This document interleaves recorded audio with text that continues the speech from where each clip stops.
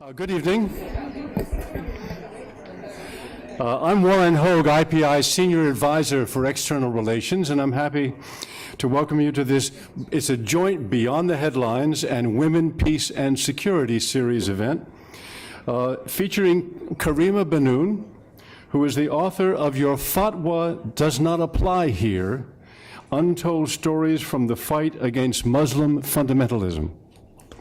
Karima is an international human rights lawyer, a professor, and an activist, and she writes out of apparent frustration with the simplistic public dialogue about the so-called clash of civilizations. She brings to the task the respect that lawyers, and may I add journalists, have for the value of first-hand accounts. She speaks on the ground with residents of 26 countries, people living in places ranging from Karachi to Tunis, from Kabul to Tehran, across the Middle East and her own family's Maghreb, to the Horn of Africa, the Sahel and South Asia, to Russia and the Somali diaspora in Minnesota that we are reading about now in the aftermath of the terror attacks on the Westgate Mall in Nairobi. They are trailblazers in Muslim populations who often risk death to combat the rising tide of fundamentalism within their own countries. The book is an impassioned and eye-opening introduction to these little-known heroes and heroines, surprising numbers of whom are women, who represent a particularly challenging act of defiance given the attitudes about women in many of these societies. They are, quote, people of Muslim heritage, unquote. That's the phrase that Karima prefers to the Muslim world, and you can probably explain later why you do that. They are people of Muslim heritage who stand for individual freedom, debate, creativity, and compassion. And this book is a powerful rebuke to those who say that moderate and secular Muslims are almost complicit with the violence in their midst by their alleged silence and inaction in response to atrocities. These are vivid accounts, sometimes difficult to read because of the violence and abuse that they chronicle. At one point, Karima questions her own ethics in making people tell appalling stories and relive the most horrific moments of their lives. But then she reasons, the best hope for politically defeating Muslim fundamentalists is that their atrocities be exposed. She laments that critics of fundamentalism are portrayed locally as anti-Muslim, and she is tough-minded and unforgiving with those who become infatuated with fundamentalists masquerading as moderates.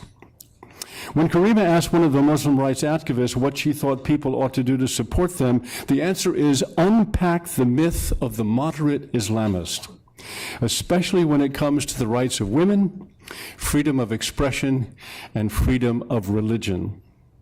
As we noted in the invitation, a young woman in Karachi told her, the fundamentalists who are killing people are the only ones who are visible. We have not made ourselves visible. Hence this book, which I highly recommend to you, and which is on sale at the door, and which Karima will stick around afterwards to sign and chat with you.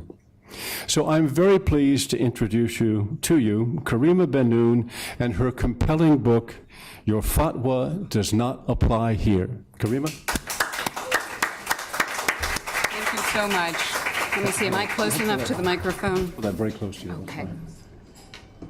Thank you very much for coming, and I'd especially like to thank Warren Hoge for his work to organize this event and that lovely introduction. And I'd also like to thank Professor Kristen Boone for helping to make this event happen. Because of our proximity to the United Nations and the UN connections that so many in the room have, I would really like to dedicate my remarks here this evening to my childhood neighbor in Algeria, Shedli Hamza. He was one of those truly kind people that one sort of gravitates to as a child. He was a consultant for the UN Development Program, and he also worked to create study abroad opportunities for young Algerians, as well as running a school in his spare time. And sadly, he was murdered by al-Qaeda in the Islamic Maghreb, along with 33 others, many UN workers, in a December 11th, 2007 suicide bombing at the UN building in Algiers. He is gone, but I really want to make sure that we do not forget him and we do not forget people like him. The last time I ever heard from Shadli Hamza, he wrote me an email saying that he had made a conscious choice to stay in Algeria, to try to improve conditions, rather than, as he phrased it, just being a consumer of development wherever I could have emigrated. Shadli Hamza, like so many other people of Muslim heritage, like so many people of whatever faith in Kenya, Iraq, Nigeria, and Pakistan in just the last 2 weeks, fell to jihadist terrorism, an immeasurable and unacceptable loss for his family and for all these people's families, their countries, and indeed for the world. I think I was very touched this afternoon in reading the story of a Pakistani grandfather named Sartaj, who lost 15 of his family members, wife, children, grandchildren, in-laws, in Sunday's attack on a Peshawar marketplace. This is really unfathomable. And I think it is this kind of loss which makes starkly clear that this kind of jihad must be stopped, and urgently. So it is in honor of Shadli Hamza and Sartaj and his family and those who died in the terrorist attacks in northern Nigeria, in northwestern Pakistan, in Nairobi, and in Baghdad in just the last few weeks that I would like to focus this evening on the parts of my book that specifically detail the resistance of so many people of Muslim heritage to jihadist terrorism, a resistance which has never been more crucial. And before I share a few stories from Your Fatwa Does Not Apply Here, what I would like to do is say a few words about how and why I wrote it. So for this project, I was incredibly busy for 3 years, as my former students know who are here. I have, in fact, continued the research, and by now I've interviewed about 300 people of Muslim heritage from nearly 30 countries, from Afghanistan to Mali. And I have specifically done this to learn about their experiences of suffering at the hands of fundamentalists, but also about their opposition to extremism. And if there are two key takeaways for this evening from that research, they are the following. The first is that in each and every country where jihadi terrorists operate targeting civilians, there are heroic individuals who are defying these militants. And the second is that these brave people need international support to succeed. Absolutely critical. Now, the people I met included those like Deep Saida, who organizes demonstrations against Taliban abuses and terrorist atrocities in her home city, Lahore, Pakistan, and a man I call Mr. Bodmar, who risked his life to keep his school open and educating boys and girls side by side in the northern Malian town of Gao under the occupation of Mujao, an ally of the local al-Qaeda affiliate. The question I ask myself again and again is, why are these people not more well-known internationally? So why is it that everyone in the world knows who Osama bin Laden was, but so few people know about all of those who are standing up to all of the bin Ladens in these different contexts? That was really the question that I tried to investigate doing this research. And what I really wanted to do was to try to win more support for these people, to bring more attention to their voices. And I must say I did this for very personal reasons, because my own father, Mahfoud Bennoune, was an anthropologist of Muslim heritage who put his own life on the line throughout the 1990s to stand up to extremism in his home country of Algeria. And what I remember is that even when he was driven from his home and forced to give up teaching at the university due to death threats from the armed groups battling the Algerian state, he remained in the country, and he continued to publish in the Algerian press pointed criticisms of both the fundamentalist armed groups and the government they fought. So, for example, in a 3-part series published in the newspaper Al Watan in November of 1994, entitled How Fundamentalism Produced a Terrorism Without Precedent, he denounced what he called the terrorists' radical break with true Islam as it was lived by our ancestors. So for me, it is very much in keeping with my father's legacy and with his brave defense of the Islam of my grandparents against those who would turn it into a totalitarian terror manifesto that I wrote this book. Unfortunately, Algerian Democrats, as they called themselves, like Mahfoud Bennoune, received very little support internationally in the 1990s, including from the international human rights community, where I have worked for the last 20 years, which unfortunately often seemed unable to understand what was happening on the ground because it could not grasp the threat to human rights from the ideology of Islamism itself. That ideology not at all being the same thing as the great religious tradition of Islam, a religious tradition followed by a billion people in many different ways around the world. And I think this misunderstanding persists today, and I would argue that we can see it in press coverage of events in countries like Egypt. Now, one thing that I learned is that doing this work on the front lines without international support is incredibly lonely. The Malian lawyer Sara Keita Diakite told me in Bamako in December, at a time when the northern half of her country was still under jihadist occupation, she said, "International solidarity is very helpful. When you live such a crisis alone, it is much more difficult to bear." So one of the aspects of this work for me is trying to break down that wall of loneliness by bringing the people on the front lines of this work in touch with those who defend similar values of equality and dignity elsewhere. Now, let me say quickly, before I tell some of the stories, a few words about what I mean by the term Muslim fundamentalism. Of course, the terminology is controversial, and I could give the whole talk just about that. I don't want to do that. That's what academics, I think, would like to do. But I think I should at least point out the definition that I use in the book, which comes from the work of an Algerian sociologist called Mariameh Ali Lucas.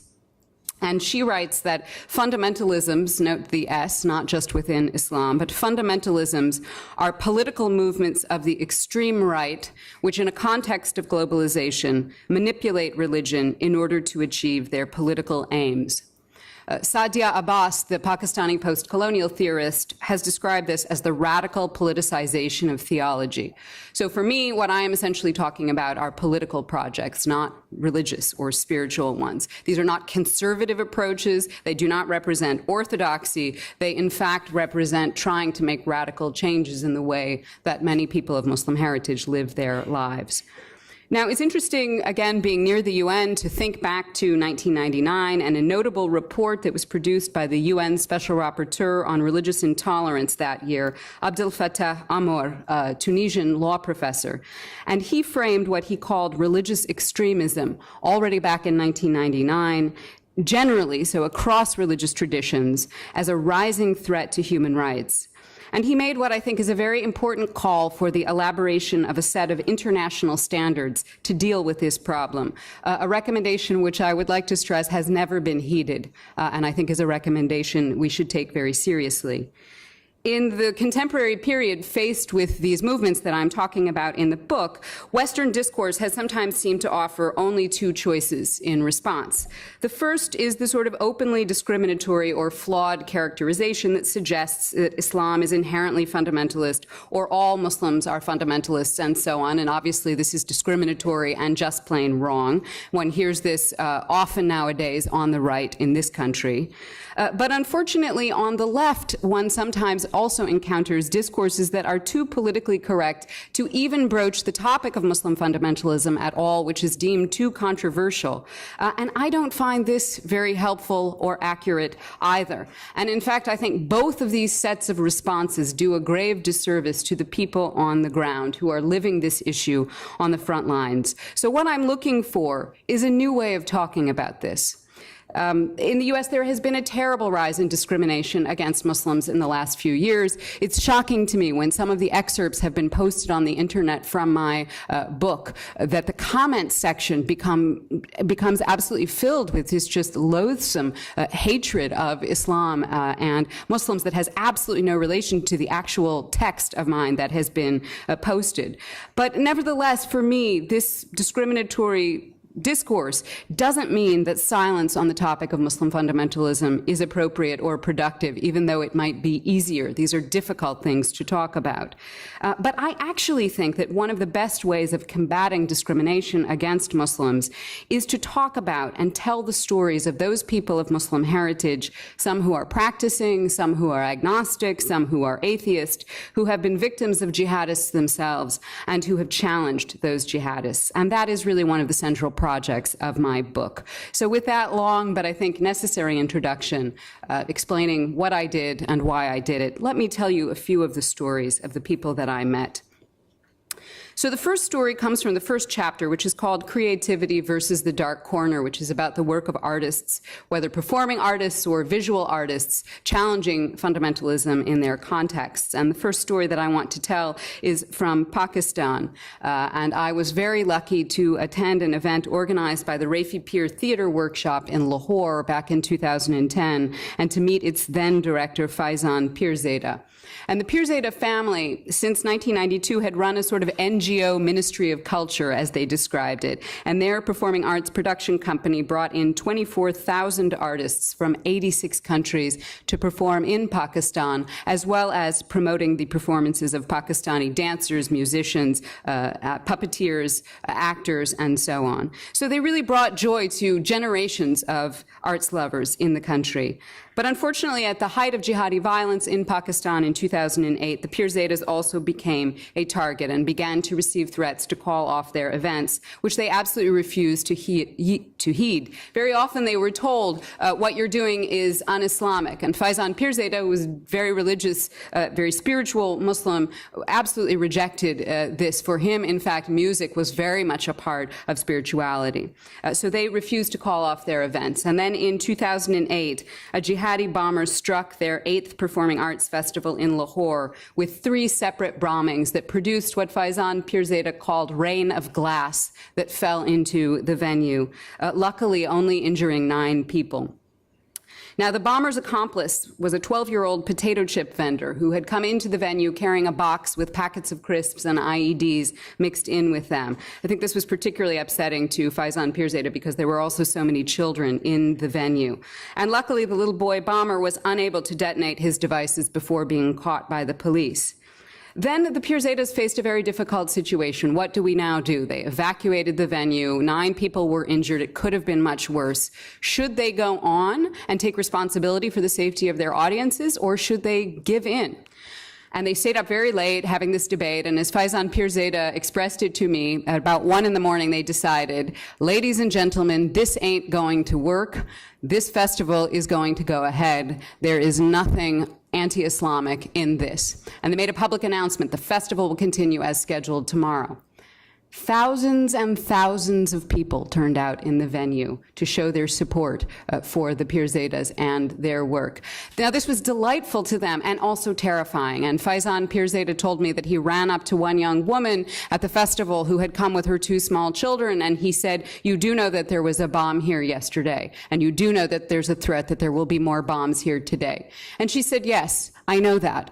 But I remember coming here with my mother when I was the same age as my children, and I still have those images in my mind, and I want this to be available for my children.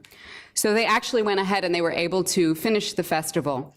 Unfortunately, the following year, they lost most of their sponsors due to the security threat, so they were not able to have the festival. And when I met them in 2010, they were holding their first festival since the bombing in exactly the same venue, which was the Muammar Gaddafi Stadium in Lahore. And so I found myself sitting next to Faizan Pirzada and his teenage daughter, Noor, whose own school had pulled out of the event due to the security threat. And there we sat in a country where the Taliban had begun targeting girls' schools, watching a girls' school play on stage. Little girls singing and dancing in Punjabi, playing the male and female parts, playing mice and water buffalo. And it was a really incredible moment when the play ended, and you could see this sort of sigh of relief that went across the audience, and this kind of incredible peaceful boom of applause, and some people even wept. And I remember thinking, the bombers made the headlines 2 years ago, but these people who are here on this night are actually a more important story. So let me tell then a story from Algeria, from my father's home country, and this comes from the chapter of the book called Growing Roses in the Triangle of Death. And the Triangle of Death is a part of Algeria, south of Algiers, that was hardest hit by the violence of the fundamentalist armed groups back in the 1990s. And the story that I want to tell you is called The Duty of Truth. Sharifa Khaddar is one of Algeria's most important human rights advocates, and she is also, like so many of her compatriots, a survivor of jihadist terrorism. On June 24, 1996, thugs from the armed Islamic group came to the Khaddar house in Blida and shot Sharifa's mother and her niece, both of whom survived, and shot her sister, a lawyer named Layla, who did not survive, and tortured her brother, Mohammed Reda, to the point where he finally died. Most of those who were involved in the attack on the Khaddar family were later killed by the security forces. And Sharifa knows this because after the murders of her brother and her sister, she would regularly visit the local morgue every time there was a report that terrorists had been killed. She said, "I tried to identify those who killed my family until the day when I found them." You can imagine the courage that it would take to do that. So I asked her a sort of ridiculous question: how did you survive this experience? Survive, she wondered aloud. I don't know if I survived, she said. A part of you leaves with them. My brother was older than I. My sister was younger. It is your two eyes or your two legs that are gone. But this tragedy did not stop Sharifa Khaddar. In fact, it was the thing that started her efforts on behalf of other victims. So 3 months later, on October 17, 1996, she founded Jazairuna, which means Our Algeria, the Association of Victims of Islamist Terrorism, and she did this along with other survivors. She told me people were burying their families alone. Others would not go to the funerals of victims of terrorism because you would end up on a death list. It was as though the victim was deemed guilty. And Sharifa knew all too well what that would mean, because thousands had attended the funeral of her sister and her brother, and that support had meant the world to her family. She told me, "My mother said, even in our sadness, we were lucky, and so I thought, no victim should be buried in anonymity." So Sharifa Khaddar started Jazairuna to stand with suffering families across the terrorized Matija Plain, which was the heart of the Triangle of Death, in their very worst moments. Now, thankfully, the 1990s in Algeria are over now, but Jazairuna's work is not. Today, its members persist in fulfilling what they call a tripart duty: the duty of memory, the duty of truth, and the duty of justice. And they do this both by taking care of victims and fighting to preserve their history in the face of the officially declared amnesty. And it's not just this amnesty that Sharifa challenges. She also challenges a lot of the politically correct Western rhetoric in recent years. For example, she insists that, quote, "instead of just battling terrorism, you must fight fundamentalism. It is fundamentalism which makes the bed of terrorism." I learned from Sharifa that the greatest thing one can do, perhaps, with one's own suffering is to turn it into a steadfast determination to keep others from suffering the same fate. So I want to share a story from Afghanistan. This story is called "Why You Risk Not Living." The chief prosecutor of Herat province in Afghanistan enters surrounded by 4 large men with 4 huge guns pointing downward. Maria Bashir looks small amid her guards, though she stands straight and sure among them. She is the first and the only woman chief prosecutor in Afghanistan. And I must admit I am grateful that bodyguards fill the antechamber of her office, for the contemporaneous risk that she faces is among the most significant of anyone I will interview for the book. Before, she says, I had 3 guards. After that, the number increased to 8. Now that I have a lot of difficulties, well, it is 23. A lot of difficulties means that she has been subjected to bomb attacks that nearly killed her children in one instance and took off the leg of one of her guards in another. Maria Bashir says she can no longer send her children to school. Would-be assailants actually sent an envelope to her house containing 3 bullets. But she doesn't give up. She has been the chief prosecutor since 2007. And when she first started, she said, all the people believed a woman could not do such a position. But as they began to evaluate my work, they came to accept me. Today, she still focuses on violence against women, which she says is the most important area in her mandate. But in addition to women's cases, she also investigates and prosecutes corruption, something that is dangerous everywhere and nowhere more than in Afghanistan. As a result of all of this work, the chief prosecutor is barraged with daily threats on her phone, written threats, SMS threats. In fact, I'm incredibly grateful that she answered the cell phone when I called her, because that is a way that she often gets threats from unknown numbers. The threats mostly come from the Taliban, though she says she's also at risk from smugglers and people who receive bribes. And this was a question I asked time and again. This was a question I asked my father. Why does she continue? Now, Maria Bashir said, and she said this with a sort of smile of recognition before the interpreter finished repeating my question, that this is what everybody asks. As the interpreter put it, why you risk not living? Maria Bashir answers this question without any bravado whatsoever. She says it is simply that a better future for the Maria Bashirs to come is to her worth the danger. And I realized with quietly ferocious role models like this, the women of Afghanistan need solidarity and support, but not patronizing or pity. Given her official position, I did not want to put Bashir on the spot by inquiring what she thought of government negotiations with the Taliban, a question that I put to many others. But that is exactly what she wanted to address as I was leaving. She asked, if we give them a place in the government, who will protect women's rights? Afghan women, she tells me, are disappointed that the international community seems more interested in the success of the political talks with the Taliban than in supporting women. And she interjects in English, interrupting the interpreter, urging the international community to not, in her words, forget the promise about women's rights because now they want peace with the Taliban.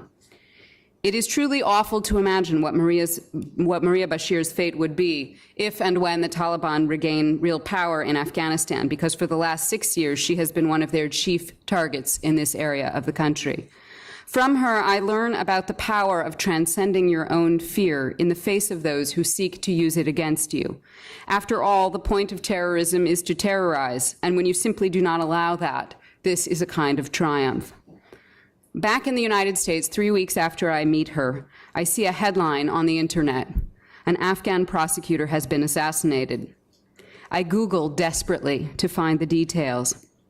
Mercifully, I find that on this day, Maria Bashir was not the victim, but sadly, another Afghan prosecutor named Mohammed Azam in Helmand province was gunned down by 2 men on a motorcycle on his way to work, most likely at the behest of the Taliban. And I make a wish never to see Maria Bashir's name in a headline. And I hear her words in my head saying, the situation of the women of Afghanistan will be better. We should pave the ground for this, even if we are killed. How much more time do I have? Keep going? Okay. Then I will tell 2 more stories. I've been thinking a lot about the Somali Americans who I had the privilege of interviewing in Minneapolis in the last few weeks. And the chapter about that part of the research is called The Ramadan Basketball Tournament, and I'd like to share a little bit from that chapter. So let me begin by saying, and I especially want to say this as I know that there is a colleague here from the Kenyan mission this evening, and I'm so grateful that he is here, that there are really no words adequate to denounce the AlShabaab terrorists. Perhaps we don't know yet for sure, including people of American and British nationality, who attacked the Westgate Mall in Nairobi on the day of a children's cooking competition and seem to have picked specifically that day for that reason. They also practiced a kind of terror apartheid, reportedly allowing the Muslims in the building to leave before victimizing the others, something which was, I think, profoundly horrifying. Ultimately, they killed more than 60, including poets, pregnant women, and aid workers. People of Muslim heritage everywhere should condemn this al-Qaeda-style massacre and do everything that we can to defeat its authors. But what I must stress is that, in fact, many of us have done just that. Though certainly more do need to follow suit. But unfortunately, it is much easier for terrorists to be noticed than their stalwart opponents. If you blow something up, you make the news. If you dare to stand up to those who blow something up, it is much more difficult to be heard. To successfully rout groups like AlShabaab, which we must do, I believe we have to change that. During my travels in 2011, I was very fortunate to meet Somali Americans in Minneapolis who tried to counter the efforts of AlShabaab to recruit a small group of young people from their city. Across the street from what is called the Towers, a hardscrabble apartment complex that is the center of Little Mogadishu, I met Abdulrazaq Bihi. Bihi's studious 17-year-old nephew Burhan was recruited by AlShabaab in 2008, spirited to Somalia, and turned into little Bashir, and then killed by AlShabaab when he tried to come home. Director of the no-budget Somali Education and Advocacy Center, his uncle, Abdulrazaq Bihi, has since then been vocally denouncing both the recruitment and the prevention failures of U.S. and Somali American institutions, such as the Abu Bakr as-Siddiq Islamic Center in Minneapolis, where he believes his nephew was radicalized along with some other youth while attending a youth program. In addition to the mosque, Abdulrazaq Bihi blames state and federal officials for failing to do more to combat poverty in his community, which risks creating fertile ground for the recruitment. Given Bihi's own lack of financial means, and he literally operates without a budget, he has had to be very creative. To counter AlShabaab's efforts to sway other disaffected youth, for example, following the terrible attack during the World Cup, he organized a Ramadan basketball tournament in 2010 with very few financial resources. For his efforts, Bihi says he was ostracized by the Abu Bakr as-Siddiq Islamic Center's leadership, with whom he previously had had very good relations. He told me one day we called on the Imam to meet with the families, but he did not show up, unusually. And then we saw him on Somali TV. There was the Imam calling us infidels and tools of the infidels, saying these families are trying to destroy the mosque. Now, this was in sharp contrast to Abdulrazaq Bihi's own vision of what he was trying to do by exposing AlShabaab recruitment. In his words, save the religion I love from a very small number of extremists. Another person who was trying to do just that is Imam Sharif Muhammad of the Dar al-Hijra Masjid, located across from the towers. When I visited him at his mosque, he stressed that very few youth had been recruited from a very large community. Nevertheless, the Imam was deeply concerned about this and very aware of his own responsibility. He said, we need imams like me to say that this is against our religion. We need to say it very loudly. He publicly condemned the first AlShabaab recruitments on the BBC, saying this is wrong, this is not part of our religion, and anyone behind this is criminal. Subsequently, he told me he received nasty phone calls from people saying that I'm not a good Muslim, but he persisted. During my stay in Minneapolis, I also learned of the protest organized after Somalia's 9/11, the December 2009 suicide bombing carried out by a Somali from Denmark. He targeted a Mogadishu medical graduation ceremony, killing 22, including the female health minister, Kamar Aden Ali, who was trying to improve hospital conditions in the country. This was a successful professional person who could have continued her career in the West and chose to go back to Somalia to do that and died in this bombing. And, you know, I've been thinking a lot about this movie that's coming out, Captain Phillips, and it looks like a very interesting film, and I'm glad that it's being made, but I wonder, when are we going to start making movies about people like Kamar Aden Ali as well? Why is it that we respond to violence and not to the people standing up against the violence? But in Minneapolis, there was real disgust at this event, and 100 Somali American demonstrators, including Kamar Aden Ali's brother, took to the Minnesota streets. It was very, very cold. It was wintertime. And what was amazing to me is that the demonstration got very little coverage. It got coverage in the local press. But these kinds of stories do not go national or global, and they really should. It seems to me the horror at Westgate Mall is a stark reminder that to protect human rights, the international community must continue to vigorously combat jihadist terrorism, though this must, of course, be done in accordance with international law. And there's a whole chapter in my book about abuses that have been committed in the course of fighting terrorism and fundamentalism, and the book seeks to offer no justification whatsoever for that. But the lesson that I draw from these stories from the Somali Americans in Minneapolis is just how vital it is to keep speaking out, how vital it is to denounce indefensible crimes committed in the name, however erroneously, in the name of your heritage. However, we must recognize the many who have risked everything to stop this misguided jihad, and we must absolutely avoid stereotyping. Rather than stigmatizing Somalis at the moment, it is time to support those who have been speaking out against AlShabaab. And let me end with one last story from the book, because I'm very eager to discuss all of this with you. And it's a story that particularly resonates with me because it is about a law student, and I am a law professor. So this is the story of Emel Zanoun Zawani, and despite the shameful tactic that I just mentioned of sorting out and releasing the Muslim hostages at Westgate Mall on the basis of their religion, in fact, the primary targets of the Muslim fundamentalist armed groups have most often been Muslims like Emel. Her life is a reminder of how urgent is the need to counter extremism.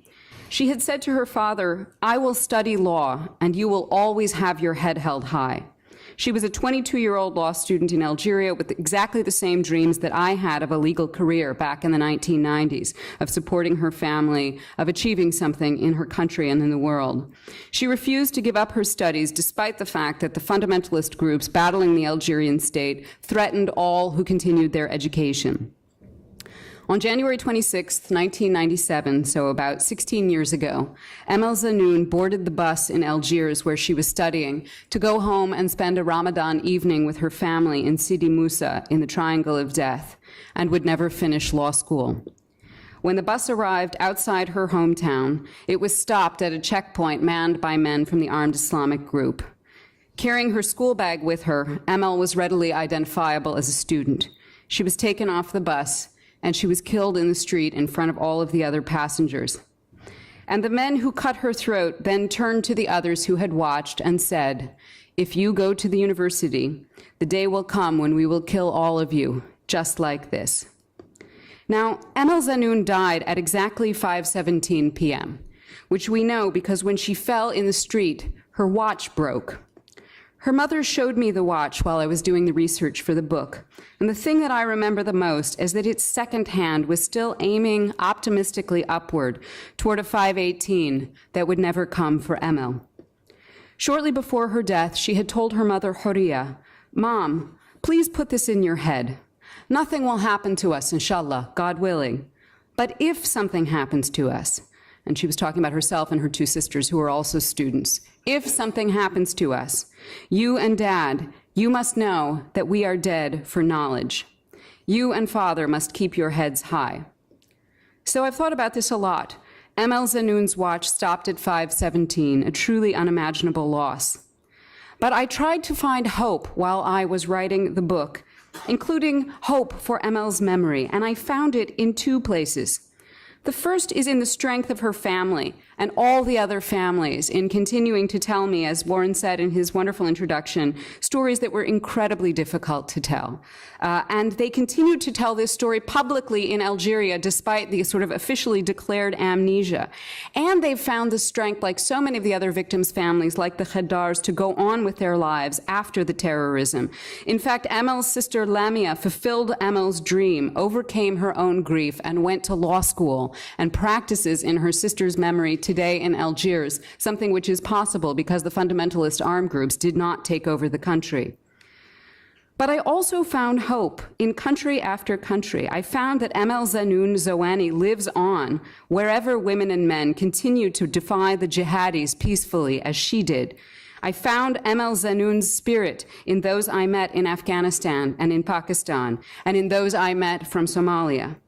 And for me, taken together, these stories show that in the face of jihadist terrorism, those of us of Muslim heritage in the diasporas and our friends must find the courage and the steadfastness to continue to express ourselves, like Faizan Pirzada in Pakistan, to help victims like Sharifa Khaddar in Algeria, to resist recruiters like Abdulrazaq Bihi and denounce killers like Imam Sharif Muhammad in Minneapolis, to be fearless like Maria Bashir in Afghanistan, and indeed to refuse to submit to terror like Emel Zanoun. We must find concrete ways to support those whose work continues. What we do not have is a right to be silent because it is easier, because the topic is sensitive or controversial. And as I say in the book, and I think the events of the last 2 weeks have underscored, the time to raise our voices is now. So I would ask you in closing, please to help me honor these people and their work and the lessons they teach us by reading and sharing their stories. And you can do that either by buying the book, which is here, or going to the website for the book, which is KarimaBennoune.com, where you can read a free excerpt. Salon.com also published a free excerpt. And all of this, I think, sharing these stories collectively helps to fulfill part of Jazairuna's slogan, the duty of memory. And the idea is that perhaps by learning from this history, by keeping this history, we, and most importantly those on the front lines, will not have to relive it. Thank you very much.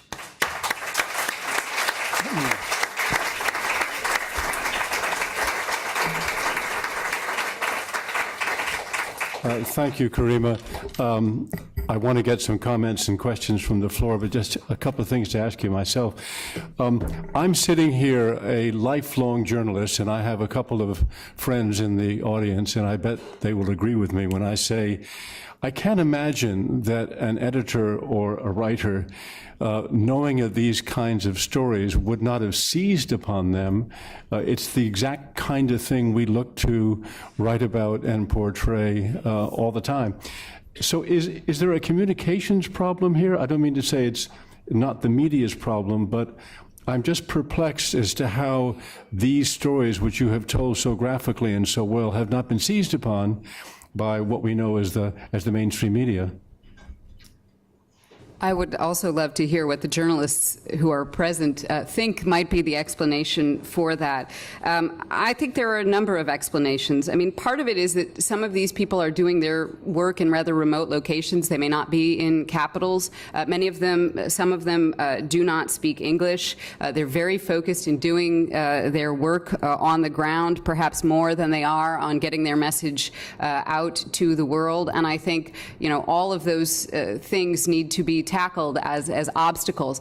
I also think sometimes they're off message. You know, there has been such reliance on this recent thesis of quote unquote moderate Islamists, and those are the people who are more often given the microphone. So, for example, when Mohammed Brahmi was killed in Tunisia at the end of July, on the very day he was killed, a killing which his family, whether rightly or wrongly, I can't confirm this, but his family blames at least in part on the Ennahda party. The Western press was continuing to label the Ennahda party moderate. So those are the people who seem to have taken over the moderate space, and the people who are in fact like Mbarka Brahmi, the widow of Mohammed Brahmi, who are challenging the fundamentalists, even though they may be in her case very devout themselves, somehow they don't fit the script. And I don't think we've seen very many quotes of Mbarka Brahmi in the Western press, although she is widely quoted and widely respected in Tunisia. So I really would encourage and indeed challenge the journalists here to please find these stories. Some of them indeed have been told. Certainly the story of Malala Yousafzai was brought to us by the press, and I think, you know, that story, which is a story of such courage but represents but one symbol of a much bigger phenomenon, you know, I think that has opened a lot of doors for talking about this. But I would challenge the media, and I am not a journalist, so I would challenge you, please, to take over from me and find even more of these stories than I have, because I know they're out there. Karima, you mentioned Ennahda and Tunisia, and I'm going to change the subject just a second here. Karima wrote an op-ed for the New York Times the end of July. I have it right here. It's called "Killing the Arab Spring in Its Cradle."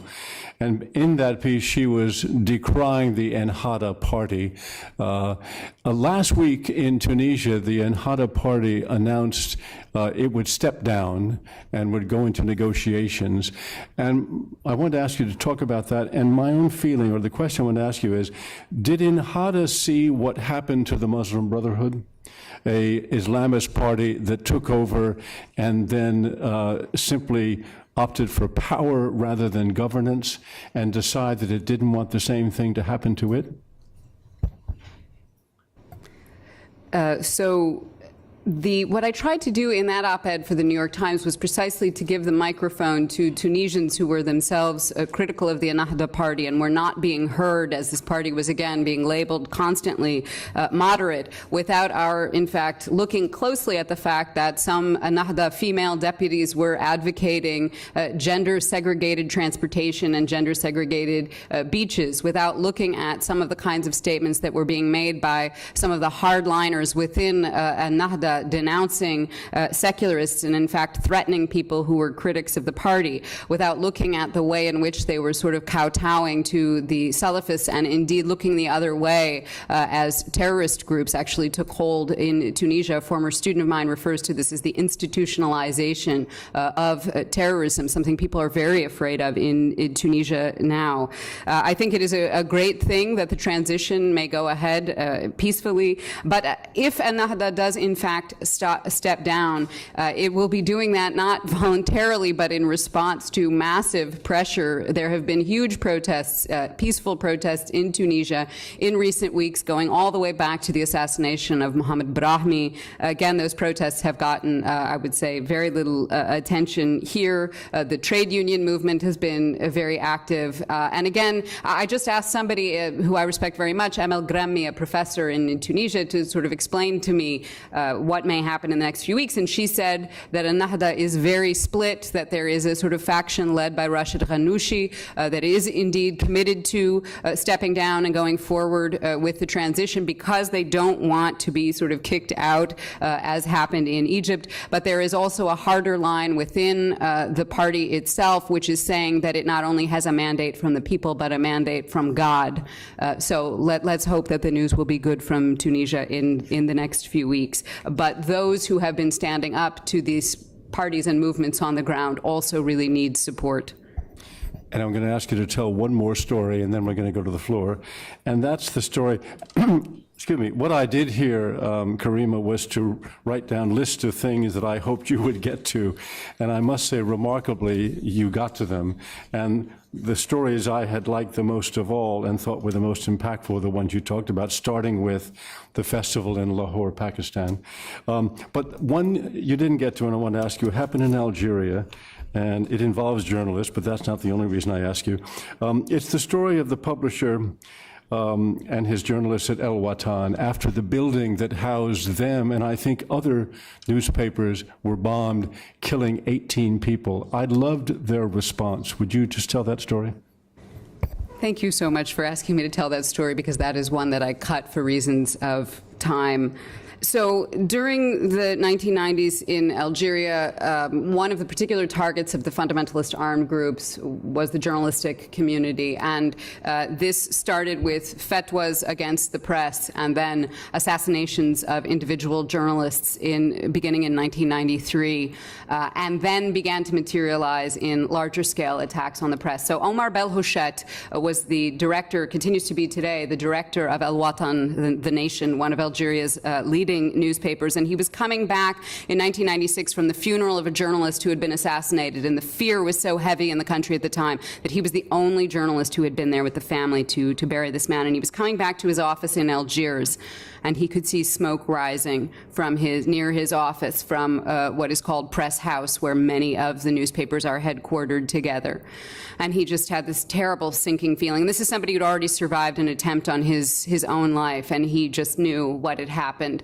And in fact, a truck bomb had just gone off, set by the armed Islamic group, had killed 18 people, including journalists and press workers and people in the neighborhood, because Press House is right in the middle of a residential neighborhood. And Omar Belhouchet said that he made a vow in the car before he'd even gotten to his office, in memory of that journalist whose funeral he was coming back from, in memory of what he knew were going to be lost colleagues, that they would get the newspapers out the following day, no matter what. So he got back to Press House, and it was a terrible scene. I mean, journalists were trying to rescue their colleagues from under the rubble. I went to another one of the newspapers this summer and did a follow-up interview in detail with a woman who also survived these events, which you can read on the website for the book. And you know, as this is going on, journalists are having to go to the homes of other journalists to tell them that they've lost their family members.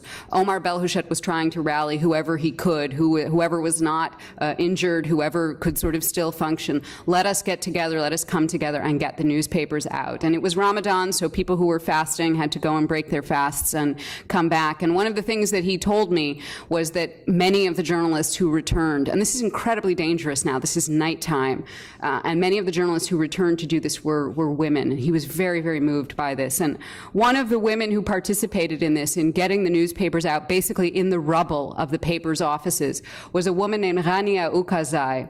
And in her article, which was on the front page of the papers the next day, she asked a question. She said, pen against Kalashnikov, is there a more unequal struggle? And then she answered her own question by saying, what is certain is that the pen will not stop.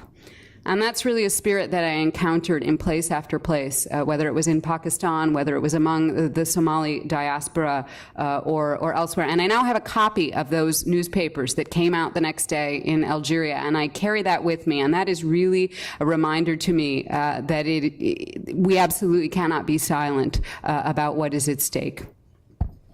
Thank you, Karima. I'd love to get some questions. I think I have one in the front row. Hang on a second. I'm going to call, I think I'll do three at once. One here, and then Ralph, and then Felice. And would you please stand and wait for the microphone and identify yourself? Rita Hirsch, and I'd like, first of all, thank you. Thank you for being here tonight and sharing all this.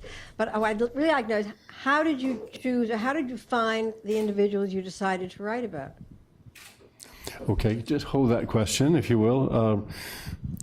Here is one of the journalists I mentioned, Ralph Blumenthal. You're going to remember all these questions in order? My question starts with a comment. Your definition of jihadi moderates reminds me of the old definition of a southern moderate is someone who would hang you from a low tree. But here's the question. Gandhi defeated the British Empire. The British Empire changed. Civil rights demonstrators changed attitudes in the South. What is the evidence that these acts of resistance are changing al-Qaeda and jihadists? How are they responding, if they are, to these acts of resistance? Excellent. And Felice Guerre. Karima, this is a fantastic book, and your stories are amazing. Felice, would you please introduce yourself? Felice Guerre, the Blaustein Institute. The reason I asked that, we're webcasting this, so that's how the webcasters will know who's speaking. Thank you. So many of your examples are women. Can you tell us what it is that women are seeing and saying that's different? Why are they the ones that are speaking up? And how, if at all, can we actually support those? You said that in the case of Afghanistan, they're concerned that we don't address the problems, that we don't talk about them. Does that help? Thank you. Thank you. Thank you for these great questions. So how did I find the people that I interviewed? I did a lot of this through networking, because I've been working on these issues for about 20 years, since the conflict in Algeria in the 1990s. And a lot of the networking that I did was through a wonderful organization called the Network of Women Living Under Muslim Laws, or WLUML, and you can find them on their website, which is WLUML.org. And very often it was sort of through communities of women's human rights defenders that I was put in touch with the people to whom I spoke. Sometimes I went through journalists. I mean, what I found is that everywhere, having local contacts who could sort of vouch for me and what I was doing was incredibly important. And I told my own story a lot, which is the story that starts the book, about what my father went through, and the head of the Islamic Salvation Front came to visit his anthropology class at the University of Algiers, where he was daring to teach Darwin, and denounced him as an advocate of biologism. And my father actually threw the man out of the class, but then we sort of had to deal with the consequences after that. And I think people often had the sort of confidence to share their stories with me because they knew that I understood. I had been through something that I wouldn't put necessarily on the same level, but something similar. And so I think the networking piece is very important, and the sense of working with people in the context. And the only reason this book succeeded, or I should say the only reason that I was actually able to finish it, we'll see if it succeeds, was that in every context, people decided that this was important to them and took it on, sort of on themselves, on top of everything else they had to do to help me, to come with me, to introduce me to other people. When I interviewed the wonderful Deep Saida, the peace activist in Pakistan, she said, "Please come to my house and I will introduce you to a whole dinner full of Deep Saidas." Unfortunately, I was too busy. I wasn't able to take her up on that invitation. But that was really how I worked through networks. Then the question about, I think this is such an important question. What evidence is it that these these peaceful acts of resistance can in fact have an impact on these very violent movements that I was talking about tonight. That's a difficult question to answer, and I think the answer is context specific. But I would say this: if we look at what happened in Algeria in the 1990s, certainly the role of the Algerian military in confronting the armed groups was very significant, though, of course, that military, too, while sometimes protecting the population, also committed grave human rights abuses, including disappearances and so on. But I'm not naive. I do understand that sometimes when you're confronting armed Salafi jihadism, the use of force, in accordance with international law, will be necessary. But what I think was really decisive in the Algerian context ultimately was that the population turned against the armed groups, and they began to have mass demonstrations in the 1990s of thousands of people who would go out after some of these really egregious bomb attacks. And it really sort of shifted the whole popular perception of these movements. People said to me, well, at the beginning, these guys were talking about religion and we're religious, and it didn't sound so bad. And then when we saw that they were, killing our neighbors and they were blowing up buses, we realized this has nothing to do with our religion. And ordinary people, non-political people, were mobilized to go to some of these demonstrations that were organized by a wonderful women's group called Raft, which in Arabic means refuse, but is also the acronym of the group. And they would, for example, organize protests at bomb craters the day after bombings. And the police would say, we can't protect you. And the women would say, protect us or don't protect us, but we're here. And they would fill the bomb crater with flowers.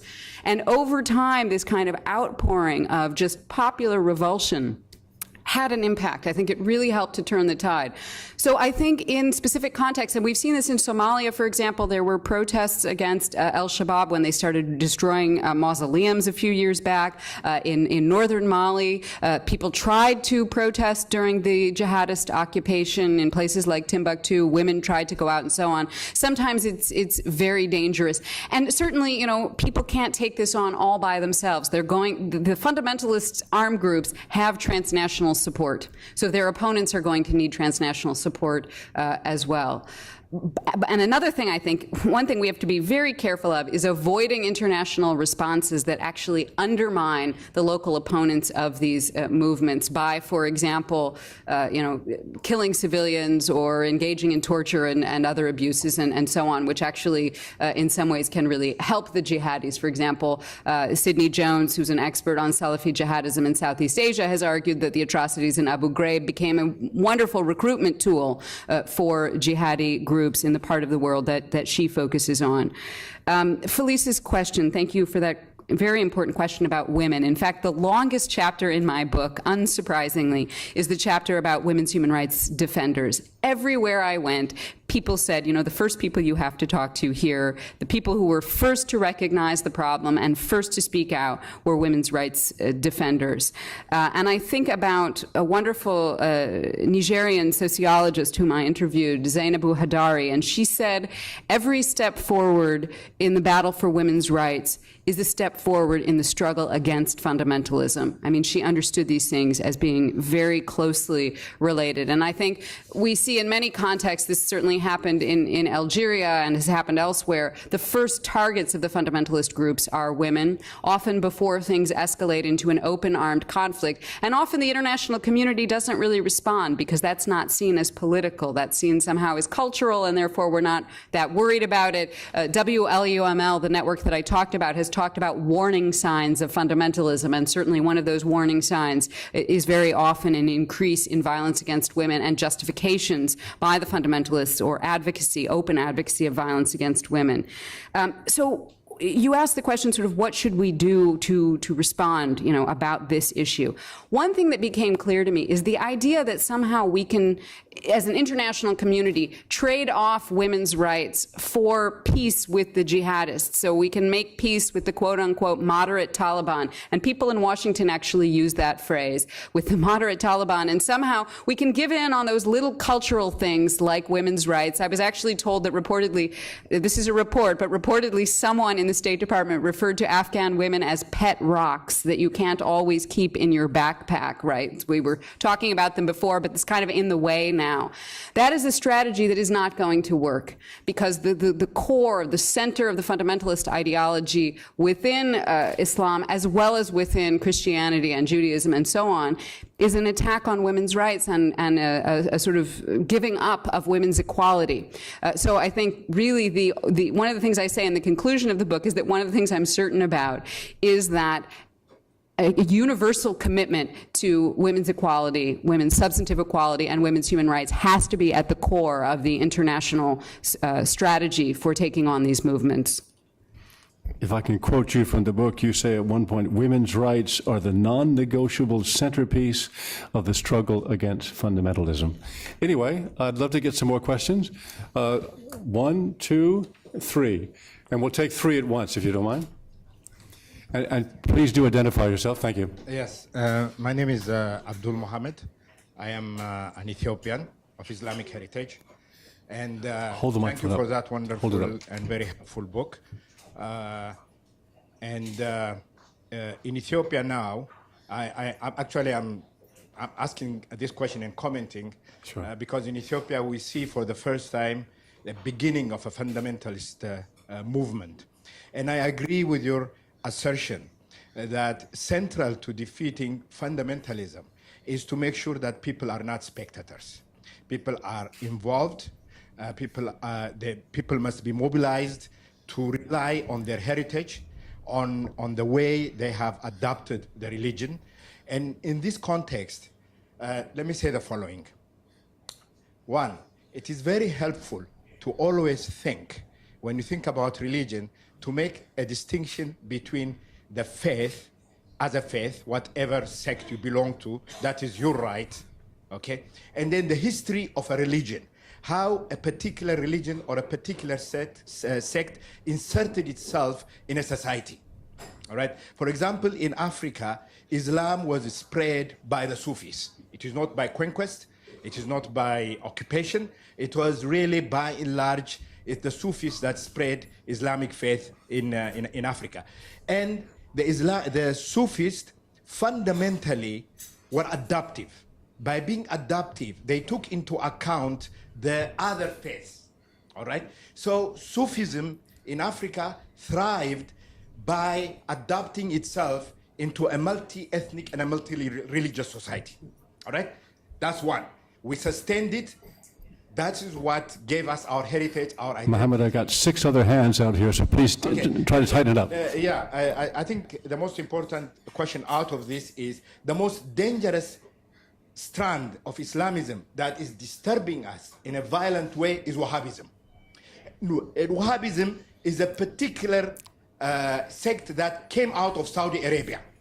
One people, one language, one family, you know, they don't know anybody else except themselves. So Wahhabism had that particular ideology of coming out of pure structure. And we talk about the bad guys in this country, which is Iran, which is Hezbollah, and all of that. But the good guys, the Saudis, are actually the most dangerous country in the spread of fundamentalism, and it is their money. It is the Salafist movement funded by Saudi Arabia that is actually the most dangerous, destabilizing, and spread of fundamentalism, and nobody talking about them. Mohammed, I'm going to coach. I want to get to the questions. She talks about that in the book, and I'll be interested to hear her answer. Please, next gentleman. Thank you. I'm Tom from the Kenya Mission. Thank you, Karima, for your enriching expose and in your book too, and for IPI for organizing this forum. Mine are just to comment, maybe following on the attack in Westgate, Nairobi, and thanks for the solidarity. We've seen the Al-Qaeda Central kind of devolving into this kind of new offshoots that we're seeing in terms of Al-Shabaab. And you talked about the kind of 4 attacks that happened within 2 weeks, including Nairobi, Peshawar, and the others. Do you think that we're now facing an even more tougher enemy in terms of Islamic fundamentalism without the central Al-Qaeda, but new offshoots that are kind of acting independently? And secondly, in Kenya, I think the major thing we've been facing is that the Al-Shabaab have been trying to wage a war between the Christians and the Muslims in Kenya, but they've never been successful. You come in with the concept of the terror apartheid that we saw first time at in Westgate happening. Do you think these are new trends that they're going to try to adopt because of past attacks have been also killing so many Muslims, and they've seen this working against them? I want your comments on that. Lastly, I'd like to hear any views on the role of the social media. We saw AlShabaab in the attack in Nairobi using a lot of the Twitter feeds. Some of them were being put down and others were picking up immediately. And some are even from the scene, with photos being shot from the scene. And how can we turn this kind of social media being used by the fundamentalists in their struggles? Thank you. Thank you. You got all that? And one more, the gentleman there. Thank you. Hi, thank you. My name is E.J. Flynn. I'm the Human Rights Officer at the Security Council's Counterterrorism Committee, Executive Directorate. And Karima, congratulations on completing this project, and I really hope it's a resounding success. I've been following your work for a long time, and I really admire you for what you've done. My question is related to sort of practical policy approaches to the problems that you elucidate in your book and in your remarks. I mean, you are pretty dismissive, not only of obviously the violent extremists, but of those who call themselves moderate Islamists or moderate fundamentalists, and you suggest that they also present certain real threats.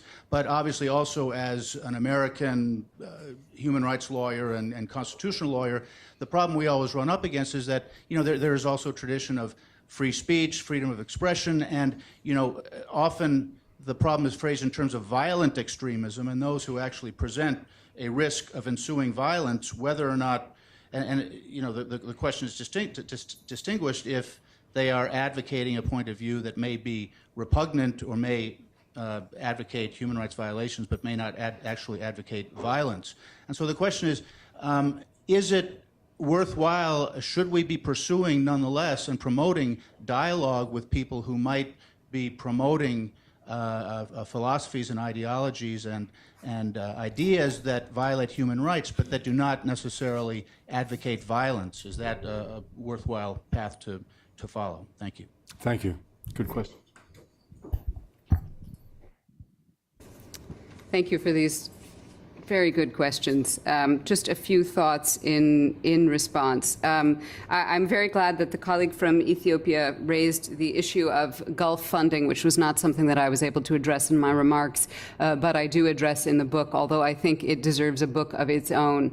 In every single context that I visited virtually, people pointed their finger at funding coming from the Gulf. They were deeply concerned about funding coming from Saudi Arabia, from Qatar, from Kuwait, that was going to promote Salafi groups or just a sort of general Islamization, but, you know, reflected in a kind of Islamist vision of Islamization. And I heard this from, you know, West Africa to Pakistan to diaspora communities in Europe and in North America as well.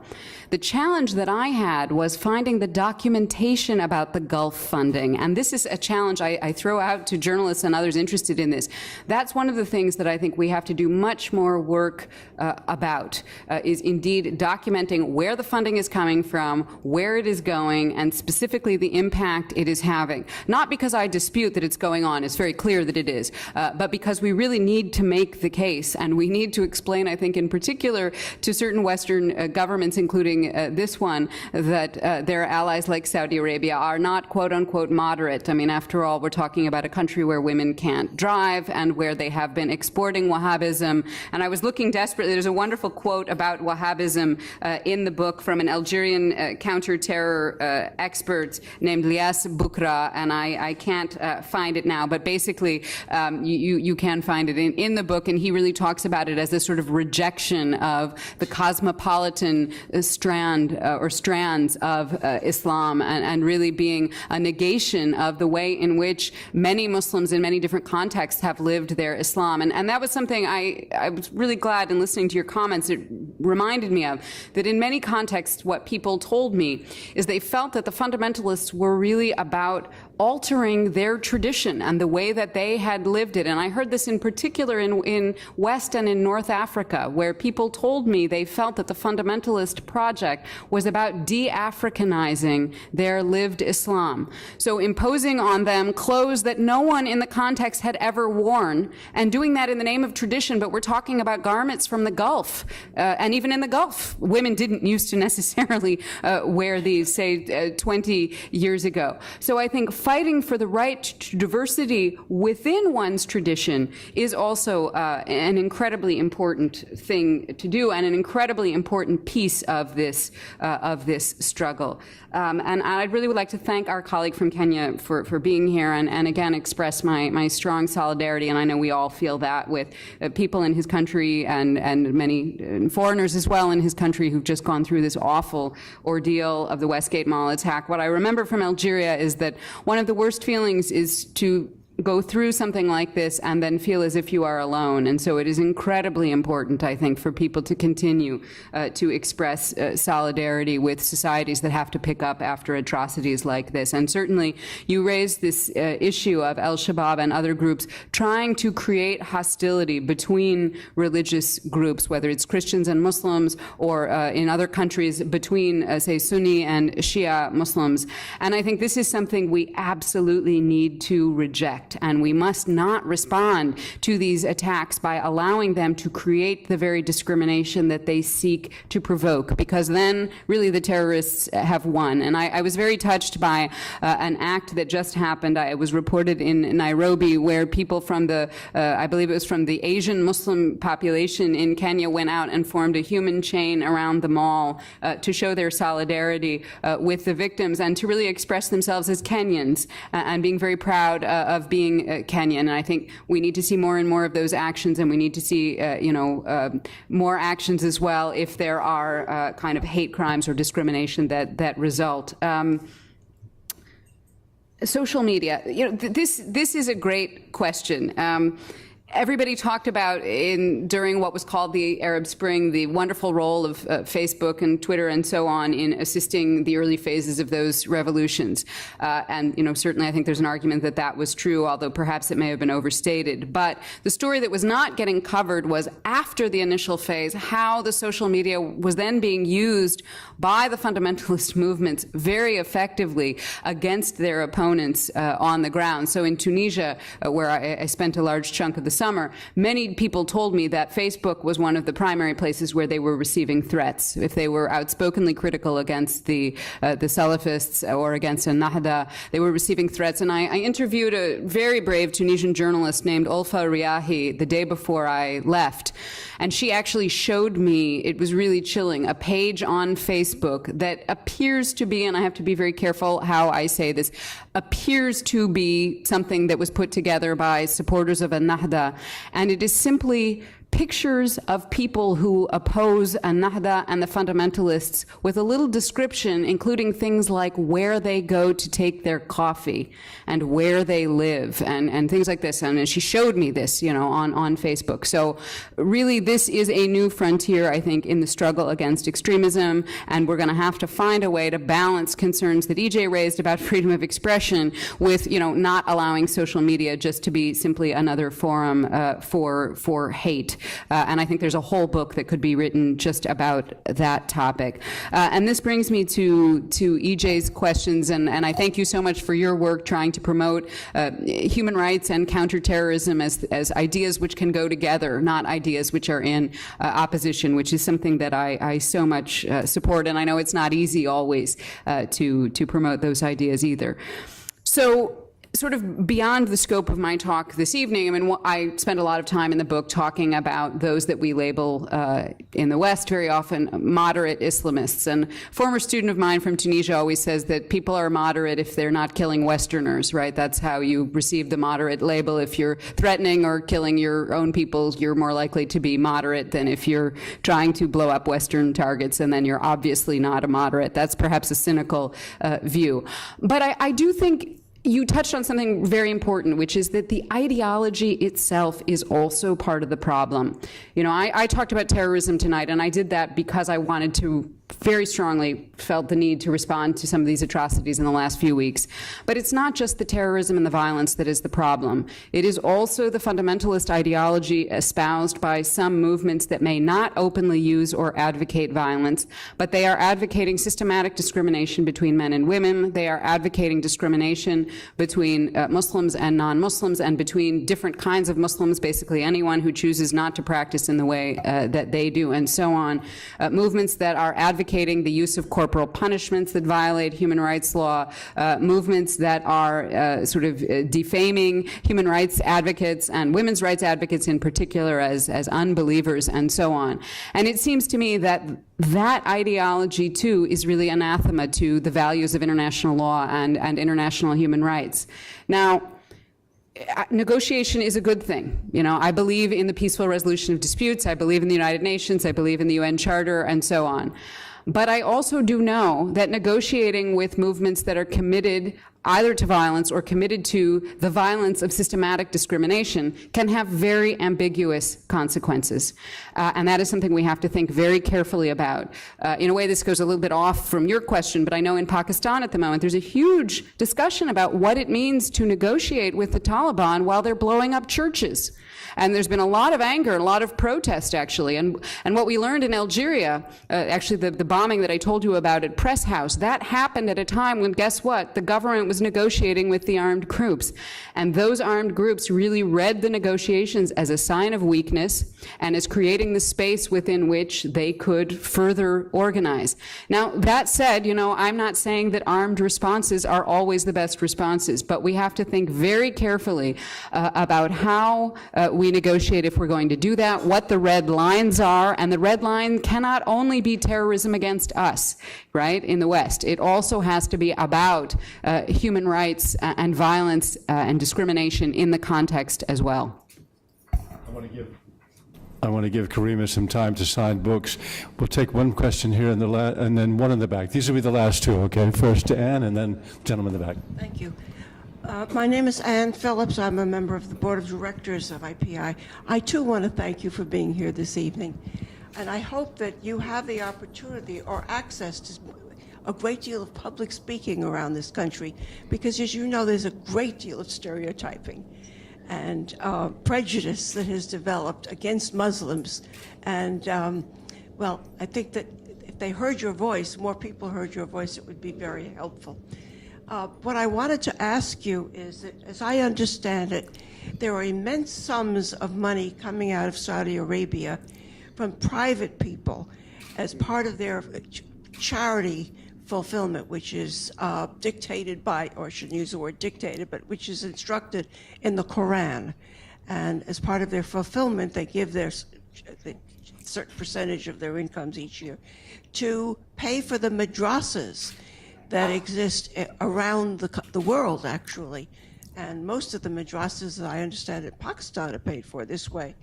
My question is, are you aware of any counter effort from people who can afford to give immense sums of money to support the heroes that you speak of and the many heroes that you don't speak of around the world? Good question, thank you. Gentleman in the back. Hi, I'm Caleb Zimmerman from the King's College, and you mentioned particular imams who are doing this, but I'm wondering, are there centers of Islamic religious authority, I'm thinking particularly of Al-Azhar in Cairo, that are regional, global authorities who might serve as very influential mouthpieces in the denunciation of the things you're talking about? Thank you. I had said that with the last question, but then Raghida Derham raised her hand. Raghida, you had the last word. Just wait for the microphone. I'm Raghida Derham with Al-Haya, and I thank you for what you're doing. It's incredibly important not only for the Arab region, but I think particularly for the West to hear what you're saying. And in fact, if we step back a little bit, fundamentalism was made in Afghanistan by Pakistan, Saudi Arabia, and the United States. And from that time on, we understand what happened. We know how the Al-Qaeda was born thereafter. And if we look at what is in the Arab region, we know that in the Middle East altogether, we know that Iran is the first theocracy in the last 30 years, whereas in Egypt, they rejected that when they rose against the rule of the Muslim Brotherhood. So these are many shades of what's going on. But I would like to echo one important point you made about women, not only in the sense of women's rights as part of standing up against fundamentalists, but women as such, women as part of the society, as half of the society, that they are incredibly central in absolutely blocking fundamentalism of coming to the region. I just want to say that we are blamed, whether we are secularists or moderates or modernists. All of a sudden, we were dismissed by the West as soon as the Muslim Brotherhood was given the applause and the embrace. In this very hot place here, there was ministers, and everybody was saying, "Great, they won, you lost, get out." What can you do to think about institutionalizing how you change the mind of that person in the State Department who's thinking of women the way you described? And how else can you just bring, even the Western media is not very interested in our stories as you told them, but how can you think of institutionalizing what you said, what you suggest that we can do to bring it to the mindset in the West and still, or even in the Muslim region? Thank you so much, and I'm actually going to address your question first. And I have to thank you for your wonderful writing. I remember back in the early days, after the first phase of the revolutions of 2011, you were one of the first people to warn about the danger of fundamentalism and specifically what it would mean for women. And back then, it was not very easy to say that. People said, "No, what are you talking about? Yes, we're all living in a paradise of freedom now," and I actually used your article in my class about law and the Arab Spring when I was teaching at Rutgers University. So I'm honored to take a question from you. And how do we change the thinking here? In a way, this goes back to your question as well. How do we change the thinking here? I think one thing is that people have to not be afraid to speak out. Very often, if you are of Muslim heritage, but perhaps you don't look like what people here think you're supposed to look like, or perhaps you're a more secular person or a more liberal person, you're somehow seen as not being authentic or not having the right to talk about these issues or have a view. And often, I think there's somehow the idea that what the fundamentalists represent is tradition or is our culture. And that's, in fact, to me, absolutely not true. And one of the things that I try to show in my book is the way in which, in fact, indigenous expressions of culture and music and ways of living and dress and so on pose such a challenge to the fundamentalists. And I hope by showing some of that diversity, we can challenge some of the ideas here. The issue that you raised about what happened in Afghanistan, incredibly critical, and I think Americans need to think about this. I mean, my father, who was an anthropologist, and he would always say there are endogenous and exogenous causes of this problem, internal and external causes of this problem, so I'm not blaming the whole problem on this, but unfortunately, when the United States decided to support basically any mujahideen group in Afghanistan fighting the Soviet Union, no matter how extreme their ideology, and in fact, I talk about this in the book, we supported some of the most extreme. We supported Hizb Islami of Gulbuddin Hekmatyar, and that had catastrophic consequences for the Afghan population, but it metastasized, right? Because people came from all around the world, young, disaffected men, including from Algeria, and so in fact the worst jihadi killers in Algeria in the 90s were called the Afghans because they had fought in Afghanistan as a part of this sort of US-backed jihad against the Soviet Union. Although there's sort of a funny aside there. When I first went to Afghanistan as part of an Amnesty International delegation back in the 1990s, and my wonderful Afghan human rights colleagues who received me said, "We've never met an Algerian quite like you."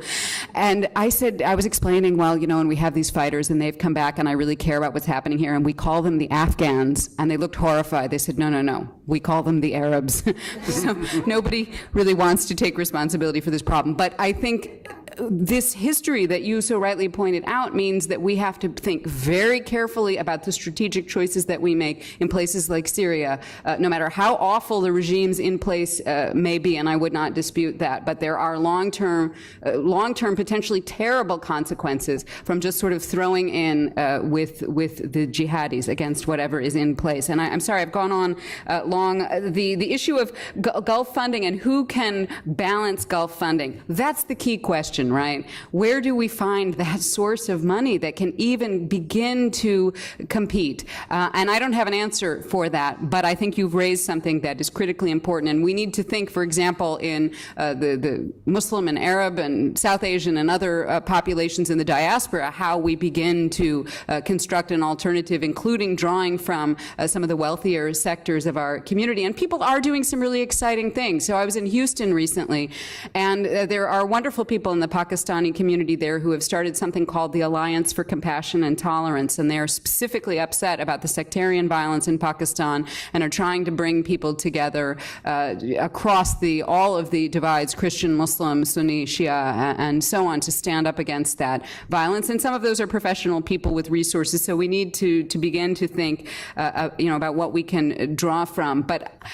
in a way, your question about Gulf funding leads me to sort of end with this, which is my sense that until and unless things really change in the Gulf, and that is going to require a massive shift in U.S. policy as well, it will be difficult to sort of successfully tackle this problem across the regions. So that really is an outstanding challenge, I think, in front of the region and in front of U.S. policymakers. The bar is staying open. I encourage you to buy books, bring them here to let Karima sign them. Karima, you've been an inspiring guest.